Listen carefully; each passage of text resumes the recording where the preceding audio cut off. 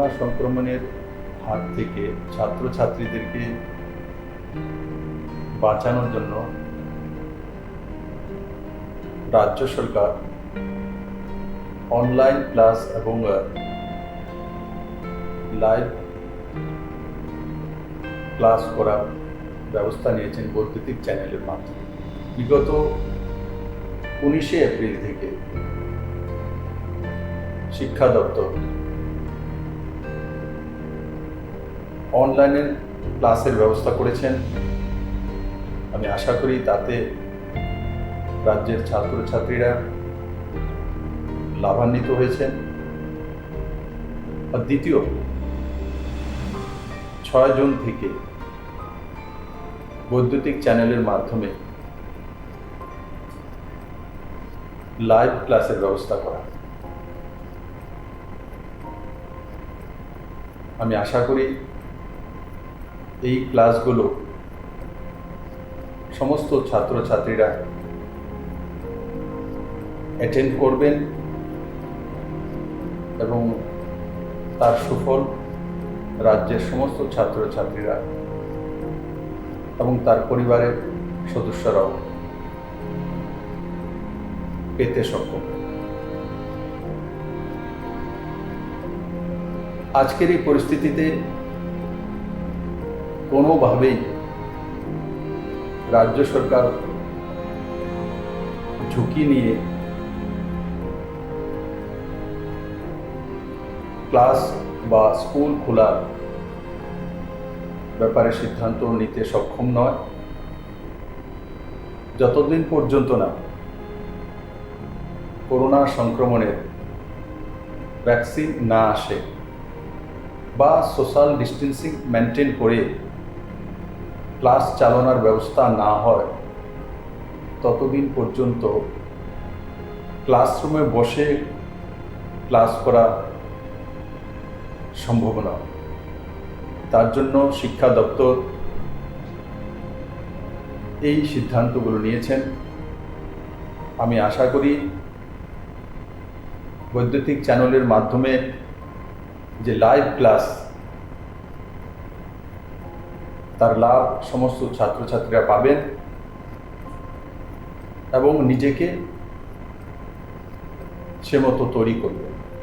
Corona সংক্রমণ রোধে রাজ্য সরকার বিদ্যালয়গুলিতে পঠন পাঠন বন্ধ রাখতে বাধ্য হয়েছে।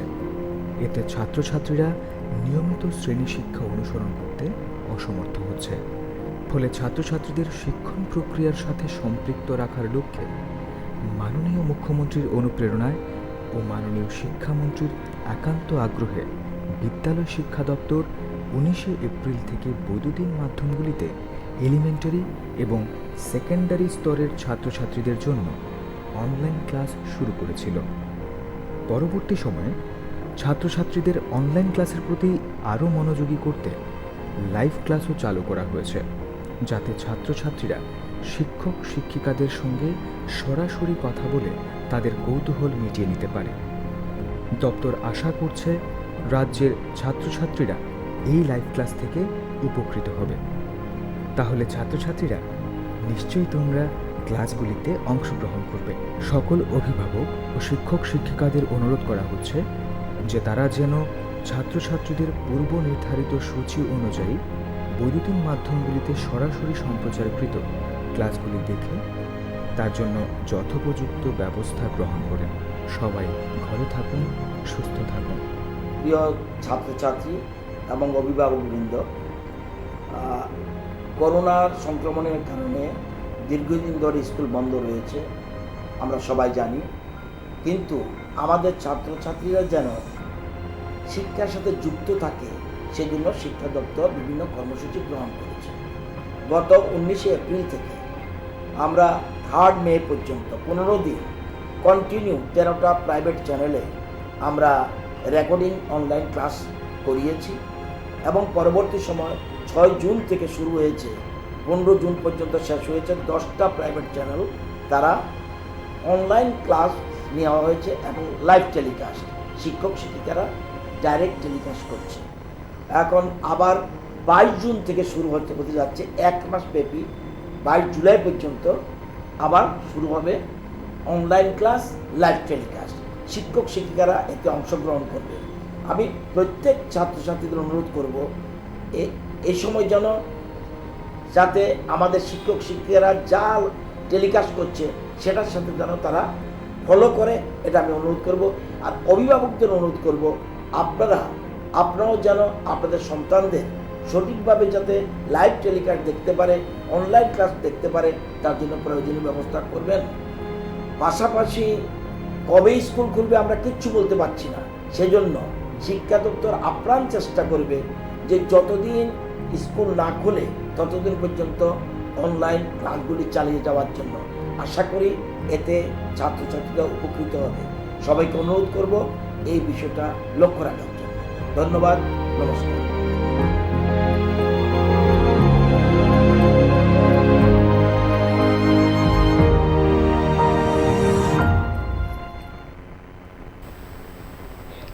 নমস্কার, স্বাগত জানাই মৃণালিনী ENN। আশা করি সকল ছাত্রছাত্রীরা একদম প্রস্তুত আজকের লাইভ অনলাইন ক্লাস ফলো করার জন্য। আশা করি তোমরা বিগত কিছুদিন ধরেই প্রস্তুত আছো এবং আজকেও তোমরা আজকের লাইভ অনলাইন ক্লাস করার জন্য একদম প্রস্তুত হয়ে আছো। তবে বিগত কিছুদিন ধরেই তোমাদের সামনে যিনি দশম শ্রেণীর বাংলা নিয়ে আলোচনা করেছে ওই স্যারই আজকে তোমাদের সামনেও আলোচনা করবে এবং আশা করি এই স্যারের ক্লাস তোমরা আগেও ভালো লাগেছে এবং আজকেও তোমাদের স্যারের ক্লাস ভালো লাগবে। আজ তোমাদের সামনে দশম শ্রেণীর বাংলা নিয়ে আলোচনা করবে খুবই সুপরিচিত মুখ শিক্ষক রাজকুমার ঘোষাল।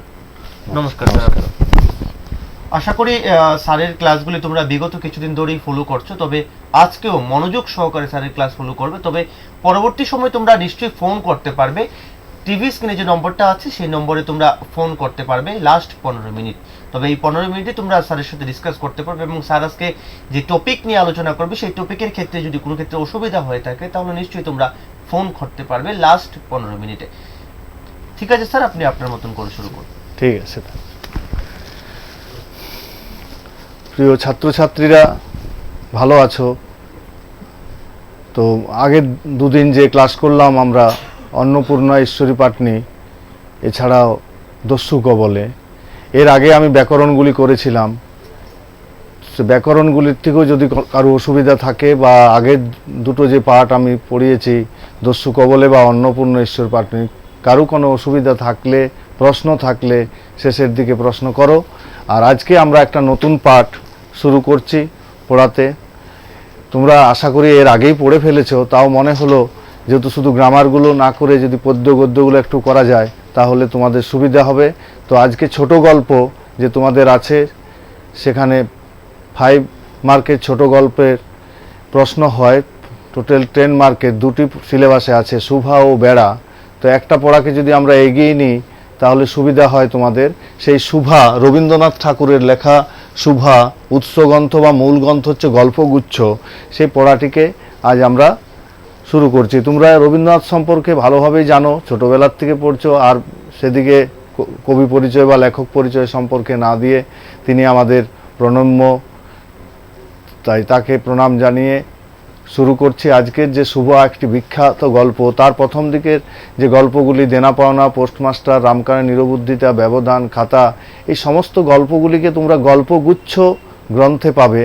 এর মধ্যে গল্পগুচ্ছের 23 নম্বর গল্পটি হলো আমাদের শুভা। সেই শুভা একটি বোবা মেয়ের, কথা বলতে পারে না, তার জীবনের কাহিনী নিয়ে পুরো গল্পটি হয়েছে। যদি শেষে সময় পাই আবার সংক্ষেপে বলবো। প্রথম পুরো পড়াটাকে আমি লাইন বাই লাইন পড়ে বুঝিয়ে দিচ্ছি, যদি কারো বুঝতে অসুবিধা হয় শেষে ফোন করবে। মনোযোগ দিয়ে গল্পটিকে শুনে নাও। মেয়েটির নাম যখন সুভাষিনী রাখা হইয়াছিল, সুভাষিনী সুন্দর ভাষা যার, তখন কে জানিত সে বোবা হইবে? তখন কে জানতো সে বোবা হবে, কথাই বলতে পারবে না। বাবা মা আদর করে নাম রেখেছিলেন সুভাষিনী। তাহার দুটি বড় বোনকে সুকেশিনী ও সুহাসিনী, সুন্দর চুল এবং সুন্দর হাসি নাম দেওয়া হইয়াছিল। তাই মিলের অনুরোধে তাহার বাপ ছোট মেয়েটির নাম সুভাষিনী রাখে। মিল করার জন্যে নামটি রাখেন সুভাষিনী। এখন সকলে তাহাকে সংক্ষেপে শুভা বলে। দস্তুর মতো অনুসন্ধান ও অর্থ ব্যয়ে বড় দুটি মেয়ের বিবাহ হইয়া গেছে। অনেক টাকা পয়সা খরচ করে কষ্ট করে বাবা দুটি মেয়ের সুহাসিনী সুকেশিনীকে বিয়ে দিয়ে দিয়েছেন। এখন ছোটটি পিতামাতার নীরব হৃদয় ভারের মতো বিরাজ করিতেছে। ইম্পর্টেন্ট লাইন একটা, কেননা প্রত্যেক মা বাবারই চিন্তা থাকে মেয়েকে যথাযোগ্য পাত্রের সঙ্গে বিবাহ দেওয়ার, তাই শুভারও জন্য চিন্তা রয়ে গেছে তার বাবার। এই জন্য বলছে নীরব হৃদয় ভার, কতক্ষণে মেয়েকে বিয়ে দেবেন, কিন্তু মেয়ে তো বাবা, কিভাবে বিয়ে দেবেন সেগুলো আমরা দেখছি। তারপরে সে কথা কয় না, সে যে অনুভব করে ইহা সকলের মনে হয় না, সে কথাই বলতে পারে না, সে যে বুঝতে পারে এটা কারোই মনে হয় না। এই জন্য তাহার সাক্ষাতেই সকলে তাহার ভবিষ্যৎ সম্পর্কে দুশ্চিন্তা প্রকাশ করত। তার কাছেই তার কি হবে ভবিষ্যৎ, কে তাকে বিয়ে করবে, এই নিয়ে একটা দুশ্চিন্তা, ভবিষ্যৎ জীবনে সে কিভাবে বাঁচবে। সে যে বিধাতার অভিশাপ স্বরূপে তাহার পিতৃগৃহে আসিয়া জন্মগ্রহণ করিয়াছে, সে যে বিধাতার অভিশাপ রূপে বোবা হয়ে পরে এই পৃথিবীতে জন্মগ্রহণ করিয়াছে, একথা সে শিশুকাল হইতে বুঝিয়া লইয়াছিল। শুভাও বুঝতে পেরে গেছে তার এই অবস্থাটা, যে তাকে নিয়ে সবাই চিন্তা করে, বাবা মা আত্মীয় স্বজন সবাই। তাহার ফল এই হইয়াছিল, সাধারণের দৃষ্টিপথ হইতে সে আপনাকে গোপন করিয়া রাখিতে সর্বদাই চেষ্টা করত। সবাই যাতে তাকে না দেখে, সে একা একাই নির্জনে থাকতো, সকলের কাছে সহজে আসতো না। মনে করিত আমাকে ভুলিলেই বাঁচি, আমাকে ভুলে গেলেই বাঁচি, কিন্তু বেদনা কি কেহ কখনো ভোলে? খুব সুন্দর একটা লাইন, যে ব্যথা কষ্ট কি কখনো ভোলা যায়? ওর মনের মধ্যে তো একটা কষ্ট রয়ে গেছে, সবাই ওকে নিয়ে আলোচনা করছে, তাই সেটা কখনো ভোলা যায় না। পিতামাতার মনে সে সর্বদাই জাগরুক ছিল। এটাও ইম্পর্টেন্ট একটা লাইন। পিতামাতার মনে সব সময় শুভার নিয়ে একটা চিন্তা ছিল। বিশেষত তাহার মা তাহাকে নিজের একটা ত্রুটি স্বরূপ দেখিতেন।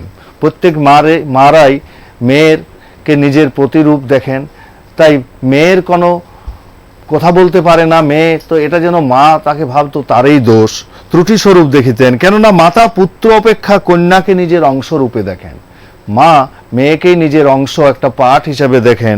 কন্যার কোনো অসম্পূর্ণতা দেখিলে সেটা যেন বিশেষ রূপে নিজের লজ্জার কারণ বলিয়া মনে করেন।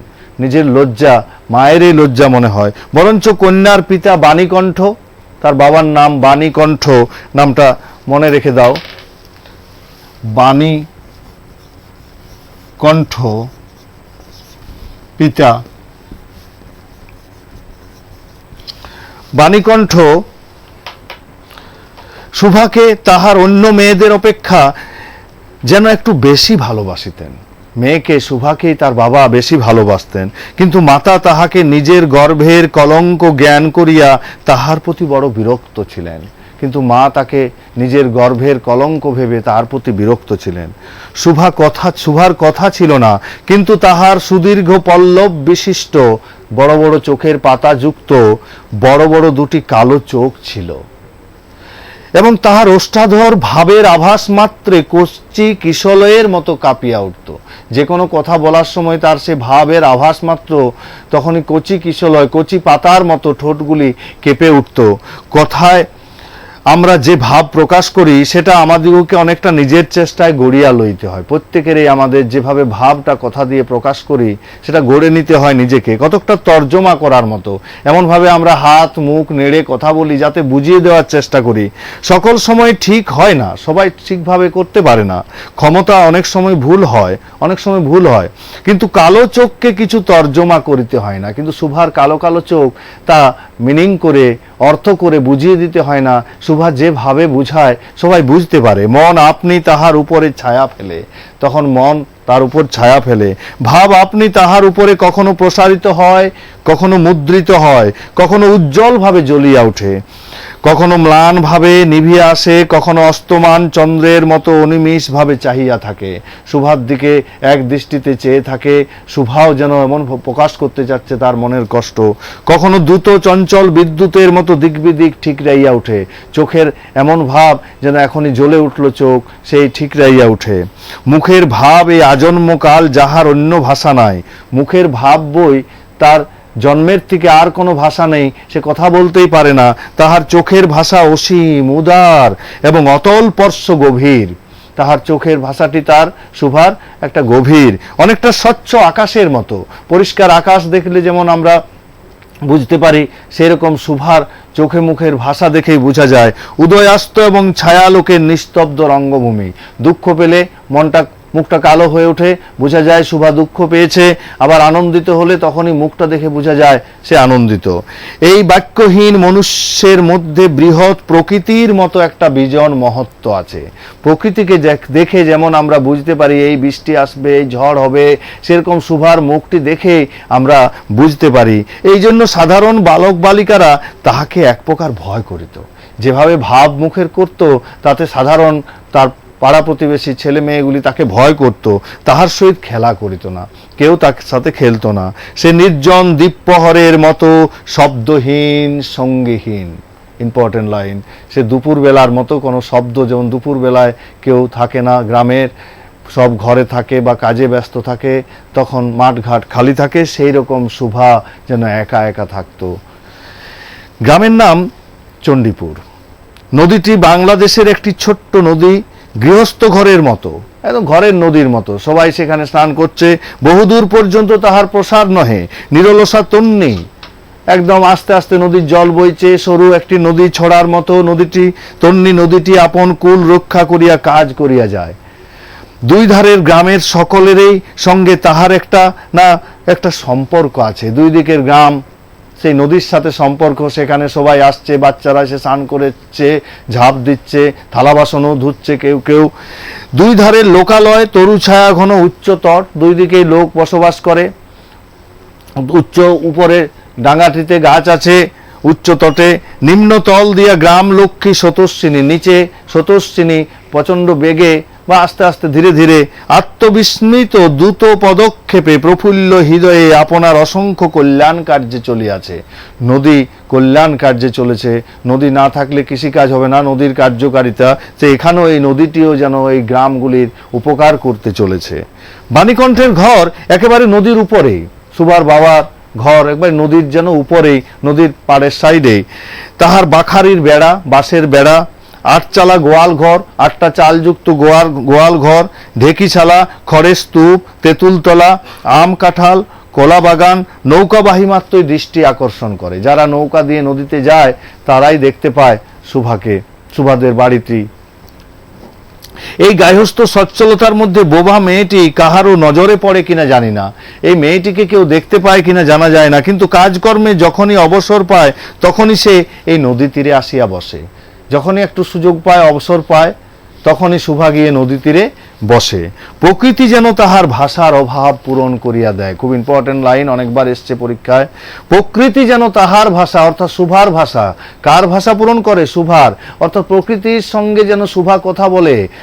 প্রকৃতি যেমন নিস্তব্ধ, নির্জন, সঙ্গীহীন, সেই রকম শুভার সাথেও কেউ থাকে না, যেন তাহার হইয়া কথা কয়। নদীর কলধ্বনি, লোকের কোলাহল, মাঝির গান, পাখির ডাক, তরুর মর্মর, তরু মানে গাছের শব্দ, সমস্ত মিশিয়া চারদিকে চলাফেরা আন্দোলন কম্পনের সহিত এক হইয়া সমুদ্রের তরঙ্গ রাশির মতো, সমুদ্রের ঢেউয়ের মতো বালিকার চির নিস্তব্ধ হৃদয় কুলের নিকটে আসিয়া ভাঙিয়া ভাঙিয়া পড়ে। নদীর সেই বর্ণনাগুলো, নদী যেভাবে যায়, সেখানে মাঝির গান, সবই যেন তার মনে, এবং যারা যেখানে কাজ করছে বা সেই শব্দগুলো যেন তার মনে আঘাত করে। প্রকৃতির এই বিবিধ শব্দ এবং বিচিত্র গতি, ইহাই বোবার ভাষা। এই যে প্রকৃতির যে বিচিত্র শব্দ, বিভিন্ন রকমের যে শব্দ শুনতে পাচ্ছি, এটাই যেন বোবার অর্থাৎ শুভার ভাষা। বড় বড় চক্ষুপল্লব বিশিষ্ট শুভার যে ভাষা, তাহারই একটা বিশ্বব্যাপী বিস্তার। তা যেন বিশ্বব্যাপী বিস্তার, ঝিল্লির পূর্ণ। ঝিঁঝি পোকা ডাকছে তৃণভূমি হইতে শব্দাতীত নক্ষত্রলোক পর্যন্ত, কেবল ইঙ্গিত, ভঙ্গি, সঙ্গীত, ক্রন্দন ও দীর্ঘ নিঃশ্বাস। এই প্রকৃতির সেই বর্ণনাগুলি এখানে দেওয়া হয়েছে, অর্থাৎ শুভার সাথে মেলানোর জন্যে। এবং মধ্যাহ্নে যখন মাঝিরা জেলেরা খাইতে যাইত, গৃহস্থেরা ঘুমাইতো, যখন ঘরের লোক সবাই ঘুমাইতো, পাখিরা ডাকিত না, খেয়া নৌকা বন্ধ থাকিত, স্বজন জগৎ সমস্ত কাজকর্মের মাঝখানে সহসা থামিয়া গিয়া ভয়ানক বিজন মূর্তি ধারণ করত। যখন পুরো খালি হয়ে যেত মাঠ ঘাট সমস্ত কিছু, তখন রুদ্র মহাকালের তলে কেবল একটি বোবা প্রকৃতি, একদিকে বোবা প্রকৃতি এবং একটি বোবা মেয়ে মুখামুখি চুপ করিয়া বসিয়া থাকিত। একদিকে প্রকৃতি চুপচাপ নিস্তব্ধ নির্ঝুম, আর একদিকে শুভাও চুপচাপ সেই নদীর তীরে বসে আছে, একজন সুবিস্তীর্ণ রৌদ্রে, আরেকজন ক্ষুদ্র তরু ছায়ায়। প্রকৃতি রৌদ্রের মধ্যে আর শুভা একটি গাছের ছায়ায়। শুভার যে গুটিকতক অন্তরঙ্গ বন্ধু ছিল না তাহা নহে।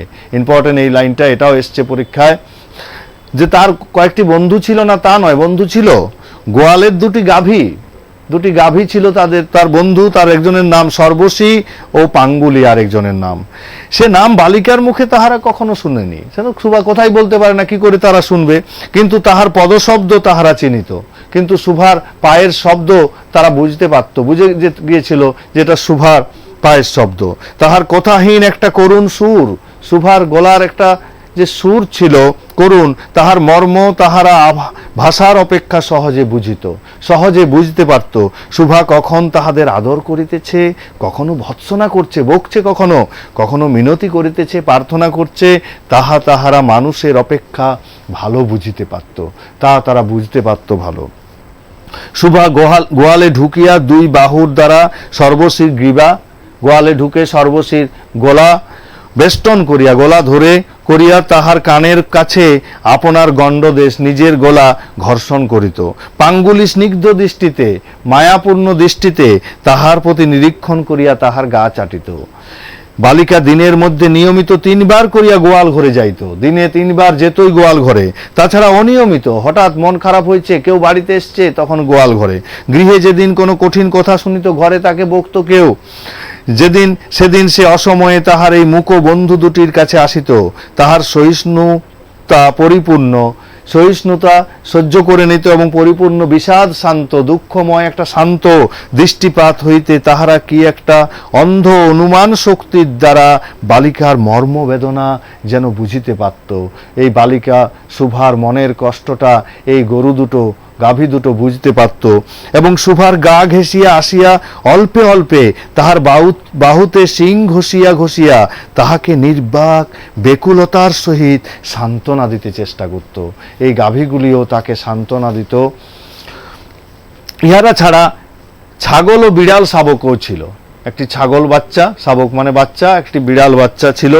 কিন্তু তাহাদের সহিত শুভার এরূপ সমকক্ষ ভাবের মৈত্রী ছিল না। এরকম সমান যেমন গাভী দুটির সাথে বন্ধুত্ব ছিল, সেরকম বন্ধুত্ব এই বিড়াল এবং ছাগলটির সঙ্গে ছিল না। তথাপি তাহারা যথেষ্ট আনুগত্য প্রকাশ করত, তবু তারা অনুগত ছিল। বিড়াল শিশুটি দিনে ও রাত্রে যখন তখন শুভার গরম কোলটি নিঃসংকোচে অধিকার করিয়া সুখনিদ্রার আয়োজন করত। বিড়ালটি শুভা বসে আছে, তখনই বিড়ালটি গিয়ে শুভার কোলে বসে ঘুমাতে চেষ্টা করত এবং শুভা তাহার গ্রীবা, গলা, পিঠে কোমল অঙ্গুলি বুলাইয়া দিলে যে তাহার নিদ্রাকর্ষণের বিশেষ সহায়তা হয়, ইঙ্গিতে এরূপ অভিপ্রায় প্রকাশ করত, ইঙ্গিতে এরকম বুঝিয়ে দিত। উন্নত শ্রেণীর জীবের মধ্যে শুভার আরেকটি সঙ্গী জুটিয়াছিল। শুভার উন্নত একটি জীবের মধ্যে আরেকটি সঙ্গী, সেটিকে কিন্তু তাহার সহিত বালিকার ঠিক কিরূপ সম্পর্ক তাহা নির্ণয় করা কঠিন। বালিকার শুভার এই আরেকজনের সাথে কেমন সম্পর্ক এটা বলা কঠিন। সে ভাষা বিশিষ্ট জীব, সে কথা বলতে পারে, সুতরাং উভয়ের মধ্যে সমভাষা ছিল না। শুভা কথা বলতে পারে না, আর ও কথা বলতে পারত। গোসাইদের ছোট ছেলেটি, সে হলো গোসাইদের ছোট ছেলে, তার নাম প্রতাপ। লোকটি নিতান্তই অকর্মণ্য। লোকটি, প্রতাপ নামটাকেও মনে রাখো, প্রতাপ। লোকটি নিতান্তই অকর্মণ্য, কোনো কাজ কর্মের নয়, অকর্মণ্য। সে যে কাজকর্ম করিয়া সংসারের উন্নতি করিতে যত্ন করবে, সে যে ঘরের কাজ করে উন্নতি করবে, বহু চেষ্টার পর বাপ মা সে আশা ত্যাগ করেছে। তার দ্বারা কিছু হবে না, বাবা মা ছেড়ে দিয়েছে তার আশা। অকর্মণ্য লোকের একটা সুবিধা এই যে, এইসব লোকেরও একটা সুবিধা, আত্মীয় লোকেরা তাহাদের উপর বিরক্ত হয়, নিজের লোকেরা আত্মীয়রা বিরক্ত হয়, কিন্তু প্রায় তাহারা নিঃসম্পর্ক লোকেদের প্রিয় পাত্র হয়। যাদের সাথে কোনো সম্পর্ক নেই, পাড়া প্রতিবেশী কাছে প্রিয় পাত্র হয়, কারণ কোনো কাজে আবদ্ধ না থাকাতে তাদের নির্দিষ্ট ডিউটি নেই, নির্দিষ্ট কাজ নেই, কোনো কাজে আটকে নেই, ফলে যে কোনো লোক ডাকলেই তাদেরকে পায়। আবদ্ধ না থাকাতে তাহারা সরকারি সম্পত্তি হইয়া দাঁড়ায়, যে কেউ ডাকলেই তাদেরকে পাওয়া যায়। শহরে যেমন এক আধটা গৃহ সম্পর্কহীন সরকারি বাগান থাকা আবশ্যক। শহরে যেমন এক দুটা সরকারি বাগান থাকলে কি হয়, সেখানে সবাই খেলতে পারে, তেমনি গ্রামে 2-4টা অকর্মণ্য সরকারি লোক থাকার বিশেষ প্রয়োজন। এরকম লোক থাকারও বিশেষ প্রয়োজন। কাজকর্মে আমোদ অবসরে যেখানে একটা লোক কম পড়ে, সেখানেই তাহাদেরকে হাতের কাছে পাওয়া যায়, সেখানেই তাদেরকে হাতের কাছে পাওয়া যাবে। তো প্রতাপ ছিল সেই রকম। প্রতাপের প্রধান শখ ছিপ ফেলিয়া মাছ ধরা। তার প্রধান শখ, নেশা, যে ছিপ দিয়ে বড়শি দিয়ে মাছ ধরা।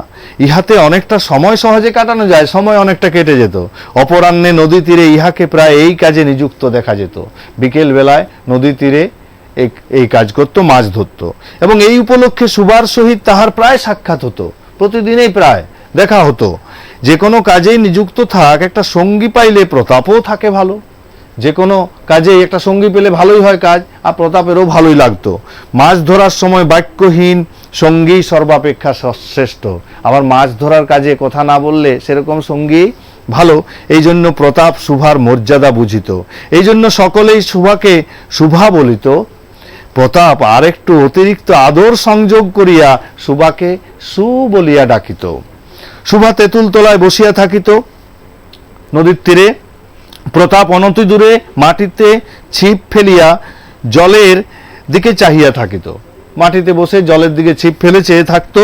প্রতাপের একটি করিয়া পান বরাদ্দ ছিল। প্রতাপকে একটি করে পান এনে দিত সুভা। সুভা তাহা নিজে সাজিয়া আনিত। বোধ করি অনেকক্ষণ বসিয়া বসিয়া চাহিয়া চাহিয়া ইচ্ছা করিত প্রতাপের কোনো একটা বিশেষ সাহায্য করতে। অনেকক্ষণ চুপচাপ বসে আছে সুভা, তাই প্রতাপের কোনো একটা সাহায্য করতে তার ইচ্ছা জাগতো। একটা কোনো কাজে লাগিতে, কোনো মতে জানাইয়া দিতে যে পৃথিবীতে সেও একজন কম প্রয়োজনীয় লোক নয়। সুভাও যে কোনো প্রয়োজনে লাগতে পারে, এটা বুঝানোর জন্যে।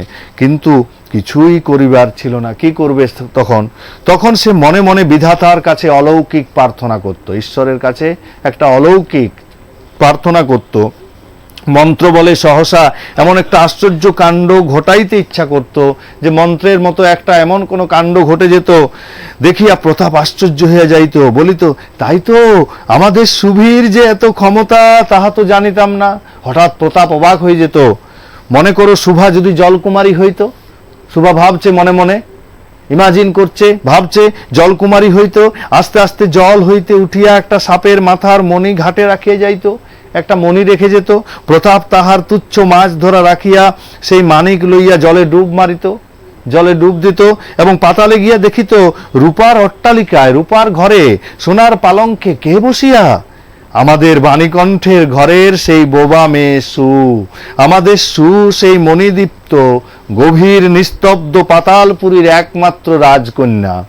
তাহা কি হইতে পারিত না? তাহা কি এতই অসম্ভব? আসলে কিছুই অসম্ভব নয়, কিন্তু তবু সু প্রজাশূন্য পাতালের রাজবংশে না জন্মিয়া বাণীকণ্ঠের ঘরে আসিয়া জন্মিয়াছে। এবং গোসাইদের ছেলে প্রতাপকে কিছুতেই আশ্চর্য করতে পারছে না। কিন্তু সুভা কিছুতেই প্রতাপকে আশ্চর্য করতে পারছে না। যদি সে করতে পারত, আনন্দ পেত। সুভার বয়স ক্রমেই বাড়িয়া উঠিতেছে, সুভার বয়স বাড়ছে ক্রমে ক্রমে। সে যেন আপনাকে আপনি অনুভব করিতে পারিতেছে, যেন কোনো একটা পূর্ণিমা তিথিতে কোনো একটা সমুদ্র হইতে একটা জোয়ারের স্রোত আসিয়া তাহার অন্তরাত্মাকে এক নতুন অনির্বচনীয় চেতনা শক্তিতে পরিপূর্ণ করিয়া তুলিতেছে। মনের মধ্যে একটা ভাবনা আসছে, সে বড় হয়ে উঠছে, একটা নতুন চেতনা, নতুন ভাব তার জাগছে। সে আপনাকে আপনি দেখিতেছে, সে নিজেকে নিজে বুঝছে, ভাবিতেছে, প্রশ্ন করিতেছে, বুঝিতে পারিতেছে না। নিজেকে নিজে প্রশ্ন করছে, কিন্তু বুঝতে পারছে না ঠিক। গভীর পূর্ণিমা রাত্রে সে এক একদিন ধীরে শয়নগৃহের দ্বার খুলিয়া ভয়ে ভয়ে মুখ বাড়াইয়া বাহিরের দিকে চাহিয়া থাকে। বাইরে বিছানার পাশে দরজা খুলে বাইরে দাঁড়িয়ে চেয়ে থাকে প্রকৃতির দিকে। পূর্ণিমা প্রকৃতি সুভার মতো একাকিনী, পূর্ণিমার প্রকৃতি সুভার মতো একাকিনী, সুপ্ত চুপচাপ জগতের উপর জাগিয়া বসিয়া। পূর্ণিমাটা যেমন জেগে বসে যৌবনের রহস্যে, পুলকে, বিষাদে, অসীম নির্জনতায় একেবারে শেষ সীমা পর্যন্ত, সেও যেন যৌবনে একেবারে শেষ সীমায়, এমনকি তাহা অতিক্রম করিয়া থমথম করছে। যৌবনটা পার হয়ে যাবে তার, একটি কথা কহিতে পারিতেছে না। এই নিস্তব্ধ বেকুল প্রকৃতির প্রান্তে একটি নিস্তব্ধ বেকুল বালিকা দাঁড়াইয়া। সুভাও সেই রকম দাঁড়িয়ে এই জ্যোৎস্নারকে দেখছে। এদিকে কন্যা ভারগ্রস্ত পিতামাতা চিন্তিত হইয়া উঠিয়াছে। শুভার বাবা বাণীকণ্ঠ, তার মা শুভার জন্য চিন্তিত হয়ে গেছে, কি করবে। লোকেও নিন্দা আরম্ভ করিয়াছে, লোকেও তার নিন্দা করছে, এত বড় মেয়ে হয়েছে, বিয়ে না দিলে এমনকি এক ঘরে করবে, কেউ তাদের সাথে সম্পর্ক রাখবে না, পাড়া প্রতিবেশী তাদেরকে আলাদা করবে, এমনও জনরব শোনা যাচ্ছে, এরকম সবাই কথা বলা বলি করছে। বাণীকণ্ঠের সচ্ছল অবস্থা, বাণীকণ্ঠের অবস্থা ভালো, 2 বেলা মাছ ভাত খায়, এই জন্য তাহার শত্রু ছিল, সুখে থাকতো বলে তার জন্য শত্রুর অভাব নেই। স্ত্রী পুরুষে বিস্তর পরামর্শ হলো, স্বামী স্ত্রীতে বাণীকণ্ঠ তার স্ত্রী দুজনে পরামর্শ করলো। কিছুদিনের মতো বাণী বিদেশে গেল, বাইরে গেল, অবশেষে ফিরিয়া আসিয়া কইল, চলো কলকাতায় চলো। বিদেশ যাত্রার উদ্যোগ হইতে লাগলো, বিদেশে যাবে সেই উদ্যোগ হলো। কুয়াশা ঢাকা প্রভাতের মতো শুভার সমস্ত হৃদয় অশ্রু বাষ্পে একেবারে ভরিয়া গেল, একেবারে মনটা তার খারাপ লাগছে। একটা অনির্দিষ্ট আশঙ্কা বসে, সে কিছুদিন কি যেন একটা ভয় তার মনে হচ্ছে, আশঙ্কা করছে কিছু একটা হবে। কিছুদিন হইতে ক্রমাগত নির্বাক জন্তুর মতো তাহার বাপ মায়ের সঙ্গে সঙ্গে ফিরিত। সেও কিছু কথা বলতে পারতো না, কিন্তু বুঝতে পারতো, আভাসে ইঙ্গিতে, কিন্তু বুঝাতে পারতো না। ডাগর চক্ষু মেলিয়া, সে বড় বড় চোখ মেলে তাহাদের মুখের দিকে চাহিয়া বুঝিতে চেষ্টা করত, কি জন্যে তার প্রতি এরকম চলছে সে বুঝতে ঠিক পারত না, তবে বুঝার চেষ্টা করত, কিন্তু তাহারা কিছু বুঝাইয়া বলিতেন না। তার বাবা মা শুভাকে কিছুই বুঝিয়ে বলতেন না। ইতিমধ্যে একদিন অপরাহ্নে বিকালবেলায় জলে ছিপ ফেলিয়া প্রতাপ হাসিয়া কহিল, কিরে সু, তোর নাকি বর পাওয়া গেছে, তুই বিয়ে করতে যাচ্ছিস, দেখিস আমাদের ভুলিস নে, বলিয়া আবার মাছের দিকে মনোযোগ করিল। এই কথা বলেই আবার মাছের দিকে। মর্মবিদ্ধ হরিণী ব্যাধের দিকে যেমন করিয়া তাকায়, হরিণী যে শিকারীর দিকে যেমন, যখন তীর দিয়ে শিকারী তাকে হরিণীকে মারে, সেই সময় যে হরিণীটি যেভাবে তাকায়, সেই রকম শুভা নীরবে বলিতে থাকে, আমি তোমার কাছে কি দোষ করিয়াছিলাম, আমি কি দোষ করেছিলাম। শুভা তেমনি করিয়া প্রতাপের দিকে চাইল। সেদিন গাছের তলায় আর বসিল না। বাণীকণ্ঠ নিদ্রা হইতে উঠিয়া শয়ন গৃহে তামাক খাইতেছিল। শুভা তাহার পায়ের কাছে বসিয়া তাহার মুখের দিকে চাহিয়া কাঁদিতে লাগিল।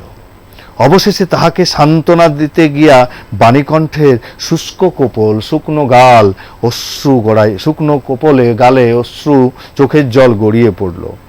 কাল কলিকাতায় যাইবার দিন স্থির হইয়াছে। শুভা গোয়াল ঘরে তাহার বাল্য সঙ্গিনীদের কাছে বিদায় লইতে গেল, তার ছোটবেলার সঙ্গিনীদের কাছে বিদায় নিতে গেল। তাহাদিওকে সহস্তে খাওয়াইয়া গোলা ধরিয়া একবার 2 চোখে যত পারে কথা ভরিয়া তাহাদের মুখের দিকে চাহিল, তাদের মুখের দিকে চাইল। 2 নেত্র পল্লব হইতে 2 চোখের পাতা থেকে টপ টপ করিয়া অশ্রু জল পড়িতে লাগলো, চোখে জল পড়তে লাগলো। সেদিন শুক্ল দ্বাদশীর রাত্রি, শুক্ল দ্বাদশী অর্থাৎ শুক্ল মানে পূর্ণিমার দ্বাদশী, একাদশীর পরের দিন দ্বাদশী রাত্রি। শুভা শয়ন গৃহ, তার ঘুমাবার ঘর হতে বাহির হইয়া তাহার সেই পরিচিত নদী তটে, নদীর তীরে পুষ্পশয্যায় লুটাইয়া পড়িল। সেই বিছানায় অর্থাৎ ঘাসের ফুলের বিছানায় মাঠের মধ্যে শুয়ে পড়ল। যেন ধরণীকে, এই প্রকাণ্ড মুক মানবতাকে 2 বাহুতে ধরিয়া বলিতে চাহে, তুমি আমাকে যাইতে দিও না মা, আমি আমার মতো 2টি বাহু বাড়াইয়া তুমি আমাকে ধরিয়া রাখো, তুমি আমাকে 2টি হাত ধরে রাখো। কলিকাতার এক বাসায় শুভার মা একদিন শুভাকে খুব করিয়া সাজাইয়া দিলেন। আটিয়া চুল বাঁধিয়া, খোপায় জরির ফিতা দিয়া, অলঙ্কারে আচ্ছন্ন করিয়া তাহার স্বাভাবিক শ্রী যথাসাধ্য বিলুপ্ত করিয়া দিলেন। যে সৌন্দর্য ছিল সেটা মুছিয়ে দিল, একবারই শহরের মতো করে দিল। শুভার 2 চক্ষু দিয়া অশ্রু পড়িতেছে, পাছে চোখ ফুলিয়া খারাপ দেখিতে হয়, এই জন্য তাহার মাতা তাহাকে বিস্তর ভর্ৎসনা করিলেন, কিন্তু অশ্রুজল ভর্ৎসনা মানিল না, অশ্রুজল সেই ভর্ৎসনা মানল না। বন্ধু সঙ্গে বর স্বয়ং কনে দেখিতে আসিলেন। কন্যার বাপ মা চিন্তিত শঙ্কিত শশব্যস্ত হইয়া উঠিলেন। কি করবেন? যেন দেবতা স্বয়ং নিজের বলির পশু বাছিয়া লইতে আসিয়াছেন। দেবতা নিজে যেন বলির পশু বেছে নিতে এসছে। মা নেপথ্য হইতে বিস্তর তর্জন গর্জন শাসন করিয়া বালিকার অশ্রুস্রোত দ্বিগুণ বাড়াইয়া পরীক্ষকের সম্মুখে পাঠালেন। তার মা, শুভার মা পাঠালো তাদের কাছে। পরীক্ষক তার স্বামীর কাছে। পরীক্ষক অনেকক্ষণ নিরীক্ষণ করিয়া বললেন, মন্দ নহে।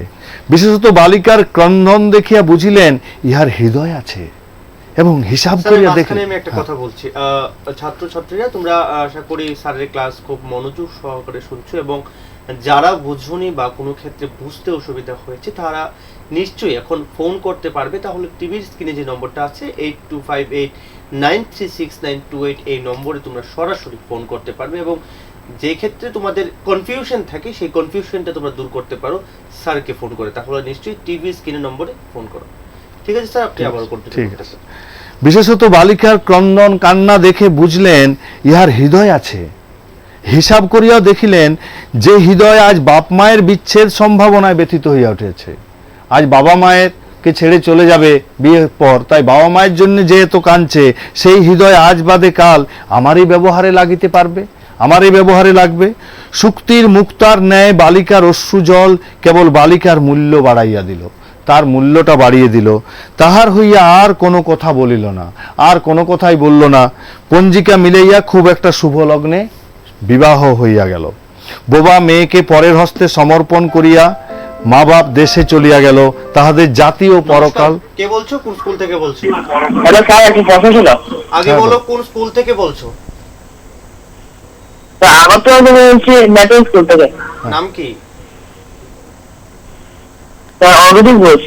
ঠিক আছে, এবার তুমি প্রশ্ন থাকলে বলতে পারো। বলো স্যার তৎসম শব্দ, অর্ধ তৎসম শব্দ। হ্যাঁ, এগুলো বুঝিয়ে তদ্ভব শব্দ তো। হ্যাঁ হ্যাঁ হ্যাঁ, এগুলো বুঝিয়ে দেবো। এই দিকটি বুঝে দিবেন। ঠিক আছে ঠিক আছে, এইটা পড়াটা শেষ করে নি, তারপরে আমি বলে দেবো। আচ্ছা দেখি। হ্যাঁ বলো। স্যার দেখি শব্দ আর বিদেশি শব্দ। ঠিক আছে ঠিক আছে, থ্যাংক ইউ, ভালো থাকবে, বুঝিয়ে দিচ্ছি আমিও। ঠিক আছে। কলিকাতায় বাপ মা দেশে চলিয়া গেল, তাহাদের জাতীয় পরকাল রক্ষা হইল। বিয়ে দেওয়ার পর চলে গেল বাবা মা। বর পশ্চিমে কাজ করে, বিবাহের অনতি বিলম্বে স্ত্রীকে পশ্চিমে লইয়া গেল, স্ত্রীকে পশ্চিম দেশে নিয়ে চলে গেল। সপ্তাহ খানেকের মধ্যেই সকলে বুঝিল নববধূ বোবা। সবাই বুঝতে পারলো যে কথা বলতে পারে না। তা কেহ বুঝিল না, সেটা তার দোষ নয়, শুভার তো দোষ নয়। শুভা বলতে চেষ্টা করেছে, সে কাহাকেও প্রতারণা করে নাই। তাহার দুটি চক্ষু। হ্যাঁ ফোনটা। নমস্কার, কে বলছো? হ্যালো, হ্যাঁ করো, প্রশ্ন করো। নমস্কার, কে বলছো? হ্যালো, দুঃখিত। সপ্তাহ খানেকের মধ্যে সকলে বুঝিল নববধূ বোবা। তা কেহ বুঝিল না, সেটা তার দোষ নয়। কেহ তাহাকে প্রতারণা করে নাই। তাহার দুটি চক্ষু সকল কথাই বলিয়াছিল, কিন্তু কেহ তাহা বুঝিতে পারে নাই। সে চারদিকে চায়, ভাষা পায় না। যাহারা বোবার ভাষা বুঝিত, সে আজন্ম পরিচিত মুখগুলি দেখিতে পায় না। বালিকার নীরব হৃদয়ের মধ্যে একটা অসীম অব্যক্ত ক্রন্দন বাজিতে লাগলো। অন্তর্যামী ছাড়া আর কেহ তাহা শুনিতে পারিল না। তার কথা ঈশ্বর ছাড়া আর কেউ বুঝতে পারল না। এবার তাহার স্বামী চক্ষু কর্ণেন্দ্রিয় দ্বারা পরীক্ষা করিয়া এক ভাষা বিশিষ্ট কন্যা বিবাহ করিয়া আনিল। এবার শুভার স্বামী আরেকজনকে বিবাহ করে আনলো, যে চক্ষু কর্ণ দেখিয়ে তারপরে বিয়ে করলো। এখানেই গল্পটা শেষ হলো। ছোট গল্প, ছোট গল্পের মনে হচ্ছে এখানে যেন খাপছাড়া একটা ভাব, কিন্তু ছোট গল্প এইরকমই। ছোট প্রাণ, ছোট কথা, ছোট ছোট দুঃখ কথা। এখানে শুভার দুঃখের কথা আমরা দেখতে পেলাম পুরোটা গল্পেই। এরপরে এখান থেকে যে যে প্রশ্নগুলি হতে পারে সেই প্রশ্ন কটা দিচ্ছি, তারপরে আমি আরেকটা আলোচনায় যাব সময় থাকলে। আগে কয়েকটা প্রশ্ন এখান থেকে লিখে নাও।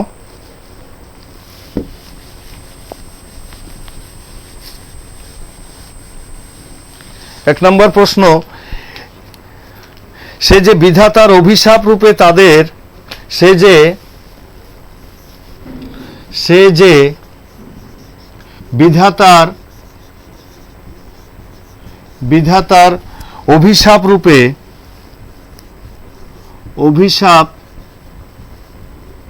রূপে ডট দিদি মিলিয়ে নেবে, রূপে জন্ম একথা সে শিশুকাল হইতে বুঝিয়া লইয়াছিল, বুঝিয়া লইয়াছিল, বুঝিয়া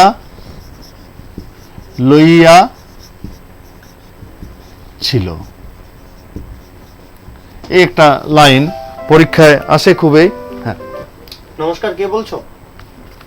হ্যালো হ্যাঁ কে বলছো? হ্যালো স্যার, আমি লাস্টপুর স্কুল থেকে বলছি। হ্যাঁ বলো বলো বলো। প্রশ্ন। না স্যার, সুভাষ জীবনীটাকে বুঝলাম।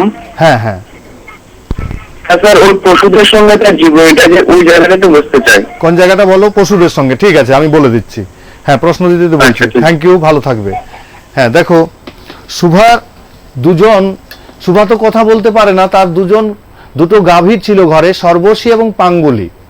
এই দুজনের সাথে তার একটা অন্তরঙ্গ ছিল, খুবই বন্ধুত্ব ছিল। যখনই ঘরে কোনোদিন কঠিন কথা শুনতো, তার মনটা খারাপ হয়ে যেত, তখন সে গোয়ালে যেত। প্রতিদিন 3 বার সে গোয়ালে যেত। আর সর্বশী এবং পাঙ্গুলিকে সে গলায় ধরে আদর করত, পাঙ্গুলিও গা চাটত। তো এই সর্বশী এবং পাঙ্গুলি কাছে যেত আরও যখন মনে কোনো কষ্ট থাকতো, সেই সময় তখন যেত সুভা। এছাড়া তার আর 2টি বন্ধু ছিল, যেগুলি হচ্ছে একটি বিড়াল ছানা, একটি ছাগল ছানা। এদের সাথে এই সর্বশী পাঙ্গুলির মতো নয়, তার থেকে একটু কম। বিড়াল ছানাটি যখনই সুভা বসতো, তখনই সুভার কোলে আগলে বসতো এবং সেখানে সে ঘুমানোর চেষ্টা করতো। সুভা তার পিঠে হাত বুলিয়ে দিত, গলায় হাত বুলাতো। এই 4 জন। এছাড়া তার একটি কথা বলতে পারতো প্রতাপের সাথে সম্পর্ক। তুমি প্রতাপের কথা জানতে চাওনি, এখানে সর্বশী ও পাঙ্গুলিক ও বিড়াল ছানা, ছাগল ছানা, এই 4টি পশুর কথা বলেছে। তাদের সাথে সুভার খুবই অন্তরঙ্গ ছিল। আশা করি তোমার উত্তরটা পেয়েছো। এখন প্রশ্নগুলি লিখে নাও। হ্যাঁ, কোন রচনার অংশ সে কে? সবগুলোর কোন রচনার অংশ আসার মতো। কোন রচনার অংশ একটাতে লিখে দিচ্ছি। হ্যাঁ নেন প্রশ্ন। নমস্কার, কে বলছো? হ্যালো, আমি কি তার সাথে কথা বলতে পারি? হ্যাঁ হ্যাঁ নিশ্চয়। বলো। Hello sir. হ্যাঁ বলো। স্যার, সে নির্জন বিপ্রহরের মতো শব্দহীন এবং সঙ্গীহীন, হ্যাঁ। ওটা একটু বুঝিয়ে দিলে ভালো হ্যাঁ হ্যাঁ হতো। বুঝিয়ে দিচ্ছি, শোনো মনোযোগী। ধন্যবাদ, ভালো থাকবে। তো শোনো, নির্জন দুপুর। আজকে তো আমরা শহরে আছি, কিন্তু গ্রামের যে পরিবেশ, গ্রাম হয় দুপুরবেলায় একদম নির্জন হয়ে যায়, নির্জন, নিস্তব্ধ, নিরালা, কেউ থাকে না, ফাঁকা থাকে। সেরকম দুপুরবেলাতে যেমন ফাঁকা কেউ থাকে না, সেরকম সুভার জীবনেও সুভা কেউ নেই। তার পাড়া প্রতিবেশী ছেলে মেয়েরা সুভার সাথে খেলাধুলো করতো না, কেননা তার যে আবেগপ্রবণ কথাবার্তা, সেগুলো তারা ভয় করত। তাই দুপুরবেলাটা যেমন নিস্তব্ধ থাকতো, নদীর তীর এবং সমস্ত কিছু ফাঁকা হয়ে থাকতো, তখন সুভাও সেই নিস্তব্ধ প্রকৃতির মাঝে একা একাই থাকতো। তাই বলছে নির্জন, সঙ্গীহীন একদম হয়ে থাকতো সুভা। বুঝেছ? ঠিক আছে, ধন্যবাদ। দেখো, কোন রচনার অংশ, এই প্রশ্নগুলো কিন্তু করবে। কোন রচনার অংশ সে কে? সে কে খুব ইম্পর্টেন্ট। সে কে। আরেকটা হচ্ছে বিধাতার অভিশাপ রূপে সে বুঝিয়া নিয়েছিল। কিভাবে সে বুঝেছিল? কিভাবে সে বুঝেছিল? আমি লাইনগুলো, খুব ইম্পর্টেন্ট লাইনগুলো আগে দিয়ে দিচ্ছি তোমাদের। যেমন সে নির্জন, এইমাত্র তুমি যে প্রশ্নটা করলে, খুব ইম্পর্টেন্ট প্রশ্ন। সে নির্জন দ্বীপ্রহরের মতো। নির্জন দ্বীপ্রহর মানে দুপুর বেলার মতো। দ্বীপ প্রহরের মতো, দ্বীপ্রহরের মতো শব্দহীন। দুপুর বেলায় শব্দ থাকে না, গ্রামে একদম নিস্তব্ধ হয়ে যায়। মাঝি মাল্লারা বাড়িতে যায়, খাওয়া দাওয়া করে। শব্দহীন ও এবং সঙ্গীহীন। সঙ্গীহীন কে? প্রথমে তো কাল লেখা কোন রচনা আসতেই পারে, কোন রচনার অংশ বা কোন গল্পের অংশ। কে, ওটা থাকবেই সব সময়। কে এটা? না সুভা। কারণ কি এরকম বলার কারণ কি? এরকম যেটা বললাম, একটু আগে উত্তর দিলাম, বলার কারণ কি? এই একটা প্রশ্ন। 3 নম্বরে, সব প্রশ্নগুলো কিন্তু 5 মার্কের হবে। মার্ক ডিস্ট্রিবিউশনটা সবগুলো 1+1+3 কিংবা 1+2+3 2 কিংবা 1+4 এইভাবে মার্ক ডিস্ট্রিবিউশনগুলো 5-এর হয়, এইভাবে মার্ক ডিস্ট্রিবিউশনগুলো হবে। প্রকৃতি যেন তাহার, আরেকটা প্রশ্ন খুব ইম্পর্টেন্ট, প্রকৃতি, এটা পড়াতেও বলেছি, প্রকৃতি যেন তাহার ভাষার অভাব পূরণ করিয়া দেয়, যেন তাহার ভাষার অভাব পূরণ করিয়া দেয়, পূরণ করিয়া দেয়। লিখে নাও প্রশ্নগুলি, এটাও ইম্পর্টেন্ট। কার ভাষার অভাব পূর্ণ করে দেয়? প্রকৃতির ভাষা, প্রকৃতি যেন তাহার ভাষার অভাব পূরণ করিয়া দেয়। কার ভাষার অভাব পূরণ করে দেয়? প্রকৃতির ভাষা বলতে কি বুঝো?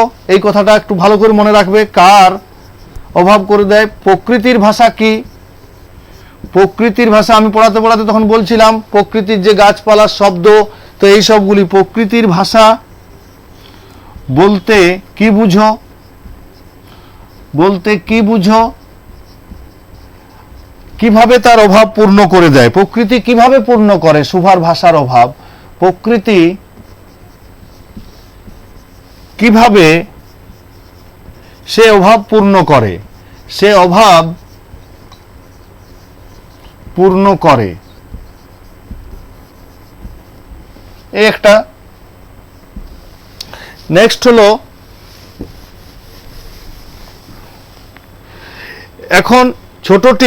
এখন ছোটটি পিতামাতার নীরব হৃদয় ভারের মতো বিরাজ করিতেছে। এই লাইনটা মোটামুটি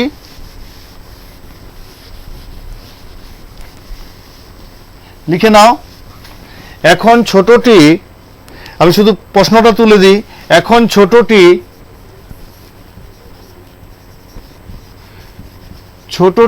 বলতে কে? শুভা। ছোটটি পিতামাতার নীরব হৃদয় ভারের মতো, পিতামাতার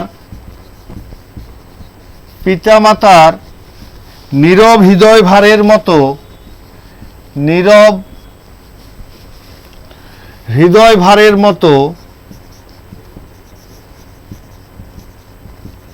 মতো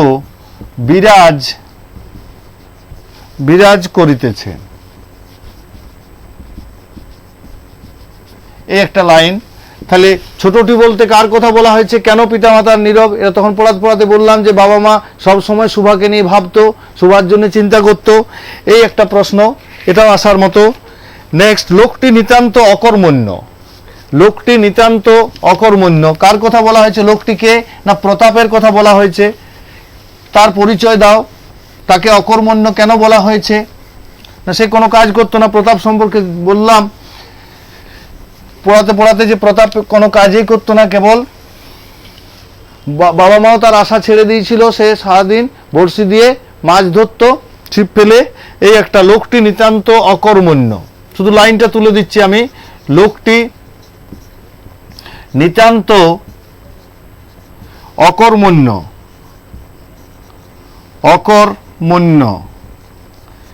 লোকটিকে তার পরিচয় দাও বা তার সম্পর্কে লেখো। শুভার গুটিগত অন্তরঙ্গ বন্ধুর দল ছিল। এটা একটু আগেই প্রশ্নটা একজন ছাত্র করেছিলে। সেই অন্তরঙ্গ বন্ধুগুলি শুভার যে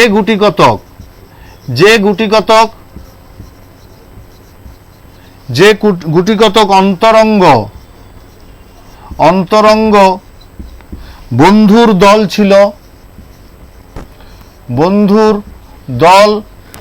ছিল, না তাহা নহে। বাস, তাহলে তার কি কি বন্ধু ছিল তাদের সম্পর্কে লেখো। এরপর হচ্ছে প্রকৃতি এই বিবিধ শব্দ বিচিত্র গতি,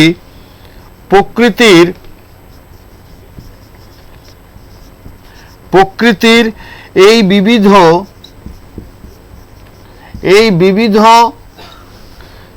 শব্দ এবং বিচিত্র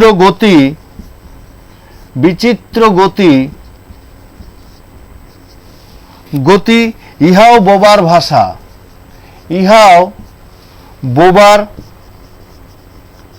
ভাষা, এটাও একটা ইম্পর্টেন্ট লাইন। তাহলে এখানে বোবা বলতে কাকে বোঝানো হয়েছে? কিভাবে প্রকৃতির ভাষা বোবার ভাষা হয়ে উঠেছে, এইগুলি মোটামুটি এইগুলি আগে করে নিও। তারপরে আবার সময় হলে শেষের দিকে দেবো। এখন যে আরেকজন ছাত্র, নমস্কার, কে বলছো? হ্যালো, হ্যাঁ নমস্কার, কে বলছো? হ্যাঁ রাজীবদা বলছেন? না না না না। হ্যালো, কে প্রশ্ন, বলছেন? আপনার প্রশ্ন আছে তো করেন। দেখতে ইলেন? হ্যাঁ হ্যাঁ হ্যাঁ, তো আমরা এরপরে আরো প্রশ্ন যদি কিছু থাকে তোমাদের প্রশ্ন করো। এখন আমরা চলে যাব। ওই একজন ছাত্র বলল যে তৎসম শব্দ, তদ্ভব, আগের দিনও একটু দেখানোর চেষ্টা করছিলাম, সময় হয়ে গেছিল, ওইটা একটু করে দিই।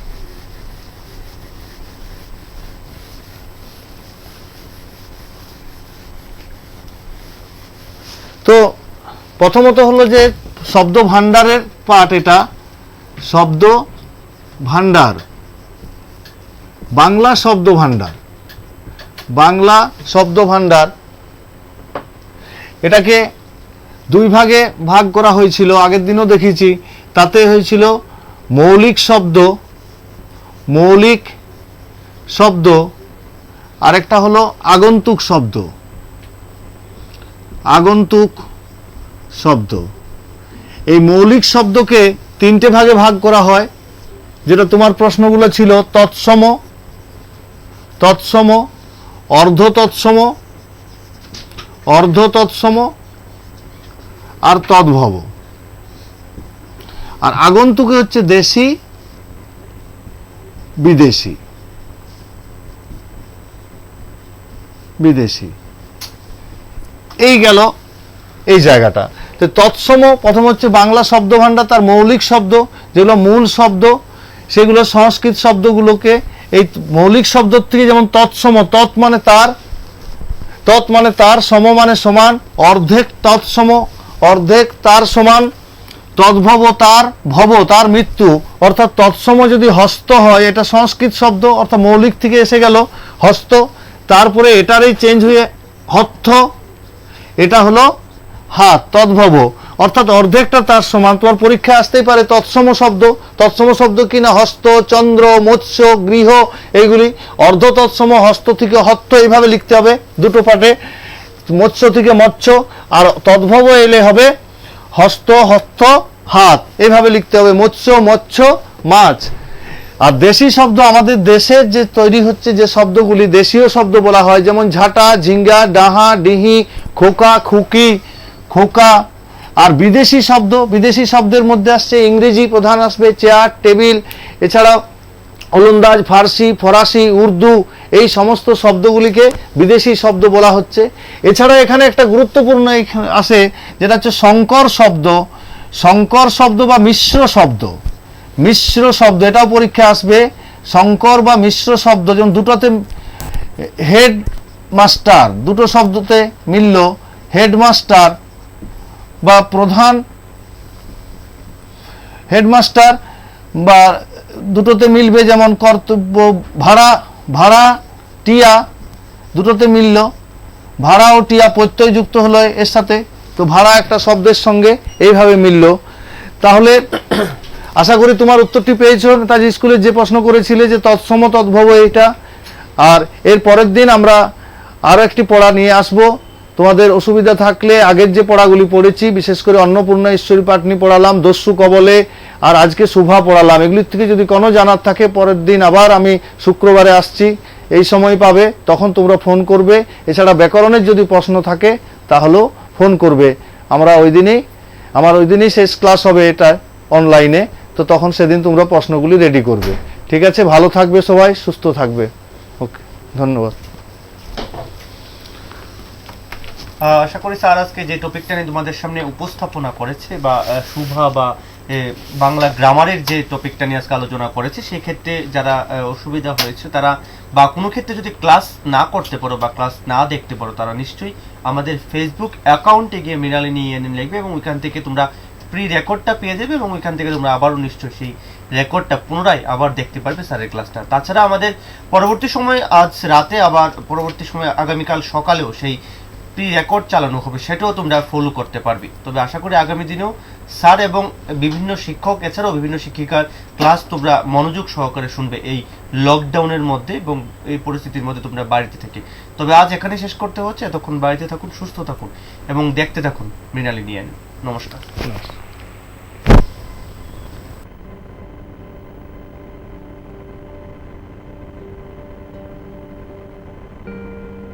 করোনা সংক্রমণের হাত থেকে ছাত্রছাত্রীদেরকে বাঁচানোর জন্য রাজ্য সরকার অনলাইন ক্লাস এবং লাইভ ক্লাস করার ব্যবস্থা নিয়েছেন বৈদ্যুতিক চ্যানেলের মাধ্যমে। বিগত 19শে এপ্রিল থেকে শিক্ষা দপ্তর অনলাইনে ক্লাসের ব্যবস্থা করেছেন। আমি আশা করি তাতে রাজ্যের ছাত্রছাত্রীরা লাভান্বিত হয়েছেন। আর দ্বিতীয় 6 জুন থেকে বৈদ্যুতিক চ্যানেলের মাধ্যমে লাইভ ক্লাসের ব্যবস্থা করা। আমি আশা করি এই ক্লাসগুলো সমস্ত ছাত্রছাত্রীরা অ্যাটেন্ড করবেন এবং তার সুফল রাজ্যের সমস্ত ছাত্রছাত্রীরা এবং তার পরিবারের সদস্যরাও পেতে সক্ষম। আজকের এই পরিস্থিতিতে কোনোভাবেই রাজ্য সরকার ঝুঁকি নিয়ে ক্লাস বা স্কুল খোলার ব্যাপারে সিদ্ধান্ত নিতে সক্ষম নয় যতদিন পর্যন্ত না করোনা সংক্রমণের ভ্যাকসিন না আসে বা সোশ্যাল ডিস্টেন্সিং মেনটেন করে ক্লাস চালানোর ব্যবস্থা না হয় ততদিন পর্যন্ত ক্লাসরুমে বসে ক্লাস করা সম্ভব নয়। তার জন্য শিক্ষা দপ্তর এই সিদ্ধান্তগুলো নিয়েছেন। আমি আশা করি বৈদ্যুতিক চ্যানেলের মাধ্যমে যে লাইভ ক্লাস তার লাভ সমস্ত ছাত্রছাত্রীরা পাবেন এবং নিজেকে সে মতো তৈরি করবেন। করোনা সংক্রমণ রোধে রাজ্য সরকার বিদ্যালয়গুলিতে পঠন পাঠন বন্ধ রাখতে বাধ্য হয়েছে।